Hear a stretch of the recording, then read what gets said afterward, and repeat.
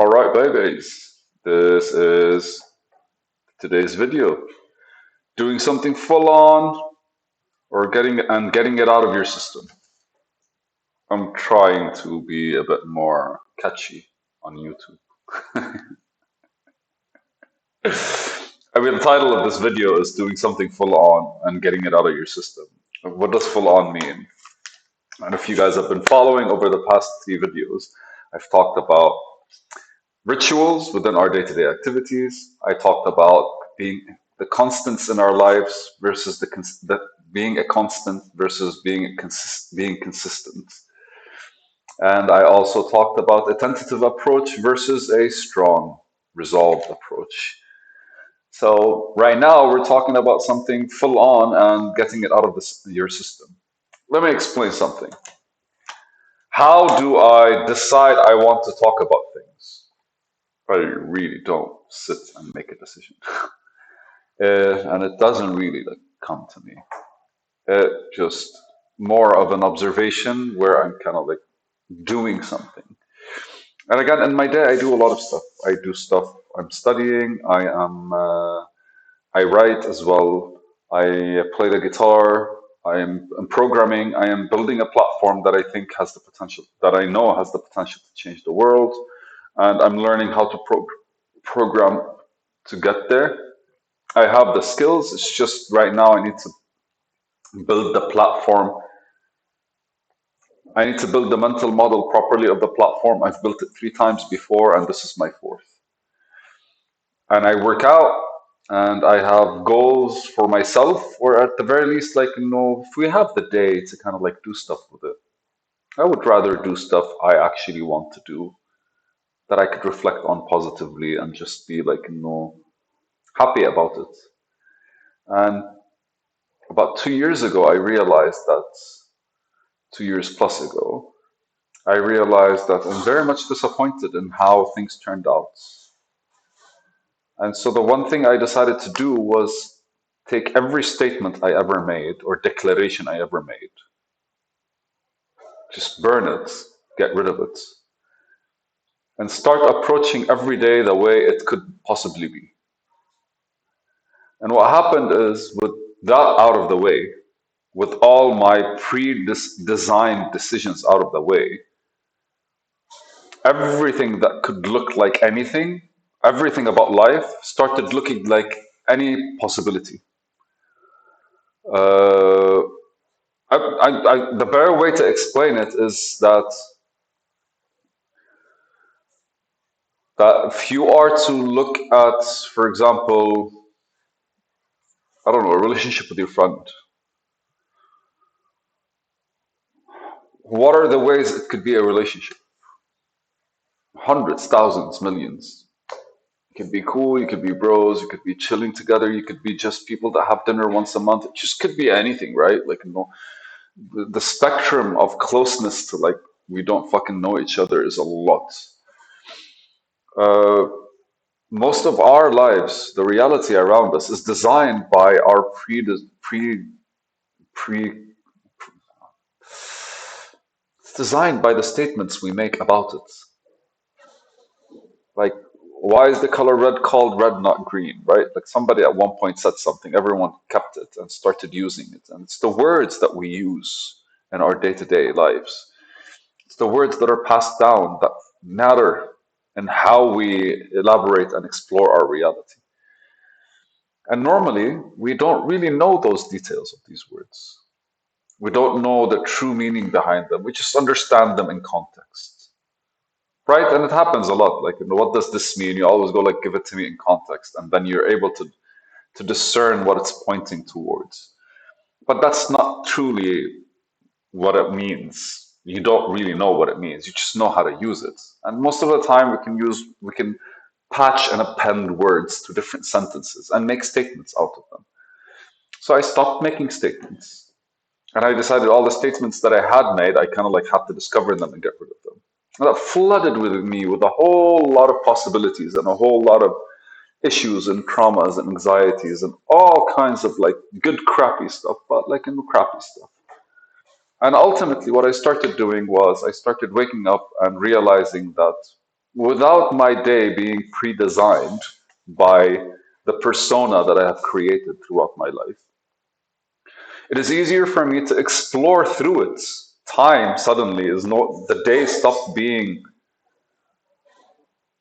it really got longer, it became bigger, it became more open for new things to enter it. Stopped becoming single-minded. And so what happens is as I progress through my mental instability in order for me to kind of find something at the core to cling to, or at least something to me for me to harmonize with, because I felt like my mind and my body were not really harmonizing with myself. Was feeling weak physically, I started feeling ill and all these things, and healthily as well, like my back was like giving me issues.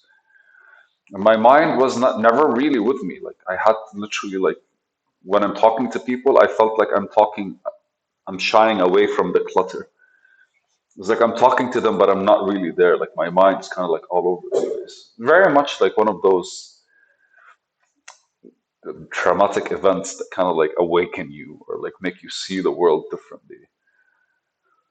But so, right, one day at a time. And what do I do with the day? And I started adding stuff that build on top of each other. And I started becoming more consistent with it.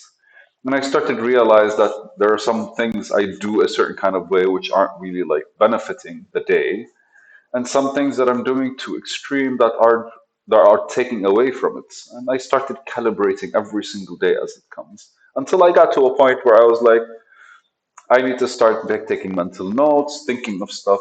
And at that point, I started making voice notes, and then voice notes started making like I started writing because of them. And eventually, I decided I want to kind of like start building the community that I want for my platform. And I started taking notes, and these notes are evolving because of my consistency towards them. And because anytime I'm studying something new, because I'm filling my day with all kinds of stuff, some things pop up that are interesting that connect to different things in my mind or to connect to different things I've done or have been doing because my experience is still there. It's just I'm not approaching life the same way I did before.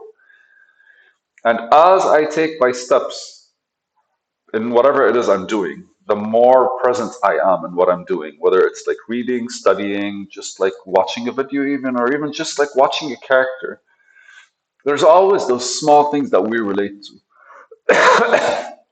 And I started slowly getting better and better and better at like noticing them. So effectively, my investments in my time, because it stopped becoming predetermined, it stopped becoming prejudged. I just kind of like started, and it's a skill that I'm still training. Like you have to always notice when you're doing something that you could do without.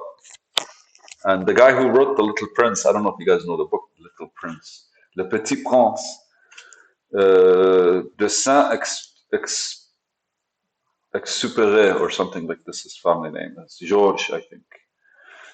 He said perfection is often not how much more we can add when we can add more, or when we can't add when we can't. Perfection is not when we can't add more. Perfection is when there's nothing left for us to remove. And there's a certain simplistic way that starts existing when we remove our judgments. Uh, that way, man, is always a quest because it feels like we always impose ourselves and our surroundings and on the things that we're doing, and we don't let them be. We stand in our own way without noticing. Even when we're doing better than most people, we're still standing in our own way. So the conversation was the rituals that we create. This today's conversations, which is like a four-piece video or four different videos about four different voice notes. And the way I do things is like the minute something pops up, I think about it and I start vocalizing it so I can hear myself think. And the minute I vocalize it, a few things would connect to it that make sense to it. And the first thing I do is I stop whatever I'm doing and I take my notebook and I start writing.